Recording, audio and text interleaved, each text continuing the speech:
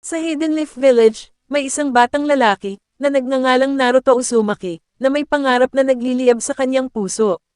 Kahit na siya itinaboy at itinuring na ibang tao, pinapangarap ni Naruto na maging Hokage, ang pinuno ng kanilang nayon, at makamit ang respeto at pagkilala ng kanyang mga kapwa mamamayan.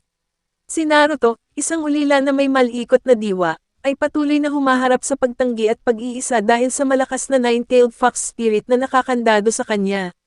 Determinado si Naruto na patunayan ang kanyang sarili at nagtutungo sa walang sawang pagsasanay, pinapinahusay ang kanyang mga kasanayan bilang isang ninja sa gabay ng kanyang guro, si Iruka. Sumali si Naruto sa Team 7, na binubuo ni Sakura Haruno, ang matalino at matapang na Kunoichi, at Sasuke Uchiha, isang mahusay na batang ninja na may madilim na nakaraan. Sa pangunguna ng kanilang guro, si Kakashi Hatake, sila'y nagsasagawa ng mga misyon, humaharap sa mga mapanganib na kalaban, at naglalantad ng mga misteryo ng kanilang nayon. Sa panahon ng Chunin exams, isang prestihiyosong paligsahan ng mga ninja, hinaharap ni Naruto at ng kanyang mga kasama ang mga matitinding kalaban. Ang determinasyon at di matitinag na espiritu ni Naruto ay nagbibigay inspirasyon sa mga nasa paligid niya. Kumikilala sa kanya ang kanyang mga kapwa ninjas at sinusundan siya ng paghanga ng kanyang mga kaibigan. Nang malugmok si Sasuke sa kadiliman, na supil ng paghihiganti, naglakbay si Naruto upang dalhin ito pabalik sa katwiran. Sa kanyang paglalakbay, siya'y humarap sa mga malalakas na kalaban at nabuo ang mga bagong alyansa. Ang matibay na paniniwala ni Naruto sa mga ugnayan ng pagkakaibigan ang nagtulak sa kanya, hindi siya sumusuko sa kanyang kaibigan. Sa paglipas ng 4th Great Ninja War, hinaharap ni Naruto at ng kanyang mga kasama ang pinakamalaking banta.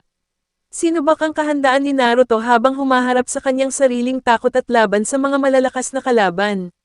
Natutunan niya ang tunay na kahulugan ng sakripisyo at ang kahalagahan ng pagprotekta sa mga mahal sa buhay. Matapos ang digmaan, naging 7th Hokage si Naruto, natupad ang kanyang pangarap. Kanyang pinagtibay ang kanyang pagsisikap upang makamit ang kapayapaan at pagkakaisa sa mga bansa. Ang paglalakbay ni Naruto ay nagbibigay inspirasyon sa bagong henerasyon ng mga ninja, tinuturuan sila ng mga halaga ng pagkakaibigan, pagkamapagmahal, at lakas upang malampasan ang anumang hamon. Ang kwento ni Naruto ay patuloy na nabubuhay bilang isang alamat, nagpapaalala sa mga susunod na henerasyon sa kapangyarihan ng determinasyon, mga ugnayan ng pagkakaibigan, at kakayahan na magbago at magka-redemption. Ang kanyang pamana ay patuloy na humuhubog sa Hidden Leaf Village at sa mundo ng mga ninja sa kabuuan. At iyan ang kwento ni Naruto, isang kwento ng determinasyon, pagkakaibigan, at di matitinag na espiritu ng isang batang ninja.